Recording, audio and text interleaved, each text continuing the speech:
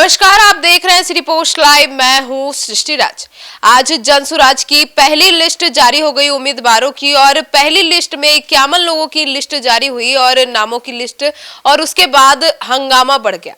और अभी पहली लिस्ट में ही इतना हंगामा हुआ है, अभी और भी लिस्ट जारी होना बाकी है, और ये बहुत ही सियासी मायने भी दे रही है। क्या है ये पूरा मामला, इसके ऊपर विस्तार में जानकारी देंगे सिटी पोस्ट लाइव के चीफ एडिटर श्रीकांत प्रत्युष। तो सर, अभी पहली लिस्ट जारी हुई है और हंगामा इतना ज्यादा बढ़ गया। तो लिस्ट जारी होने के पहले मैंने बता दिया था कि जनसुराज के सूत्रधार प्रशांत किशोर के आवास यानी शेखपुरा हाउस में जो शांति थी कल रात में, एकदम तूफान के पहले वाली थी। और मुझे अंदाज़ा लग गया था कि जैसे ही सूची जारी होगी बवाल होगा, और आज ऐसा ही हुआ। 51 उम्मीदवारों की सूची का जैसे ही जारी हुई, जिनको स्थान नहीं मिला, टिकट नहीं मिला, वो बवाल करने लगे और आरसीपी टैक्स मुर्दाबाद के नारे भी लगाने लगे।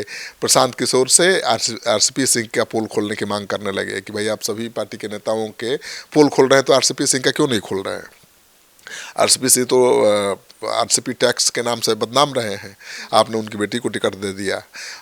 कई तरह के आरोप लगाए। उन्होंने कहा कि भाई जाति समीकरण को ध्यान में रखकर टिकट दिया गया है, उम्मीदवारों की योग्यता को नज़रअंदाज किया गया है, और जो प्रभावशाली लोग हैं उनको टिकट थमा दिया गया है।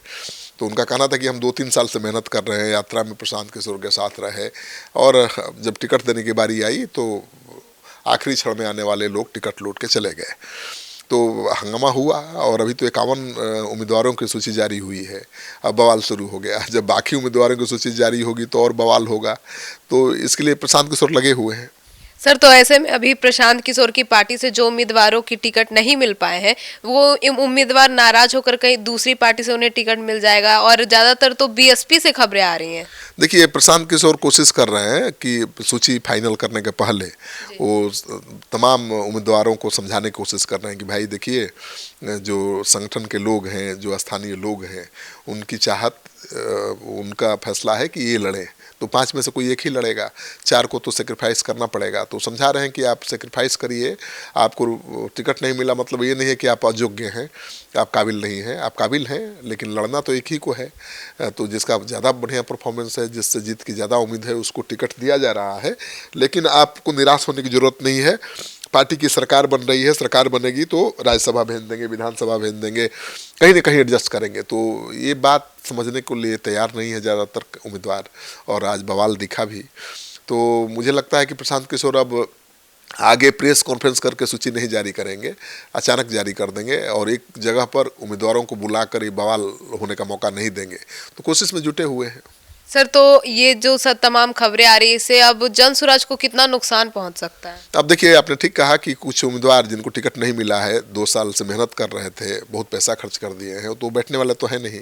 और कई उम्मीदवार तो बीएसपी में जाकर टिकट ले भी लिए।